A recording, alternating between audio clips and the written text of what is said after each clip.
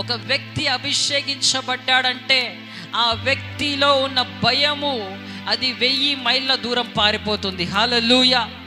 ఈరోజు క్రైస్తవులు ఎంతగానో భయపడుతున్నారు. క్రైస్తవులు ఎంతగానో భయముతో తలుపులు వేసుకున్న స్థితిలో ఉన్నారు. కానీ అభిషేకించబడితే ధైర్యంగా రోడ్ల మీదకి వెళ్ళి స్వార్థను ప్రకటిస్తారు. హల్లెలూయా, హల్లెలూయా.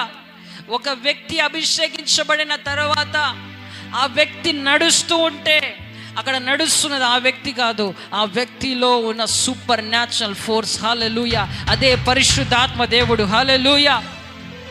పేతురు భయపడిపోతున్నాడు, శిష్యులంతా భయపడిపోతున్నారు. భయపడి తలుపులు వేసుకున్నారంట. ఎంతగా భయపడినారు చూడండి, వణికిపోతున్నారు. భయపడి తలుపులు వేసుకున్నారు.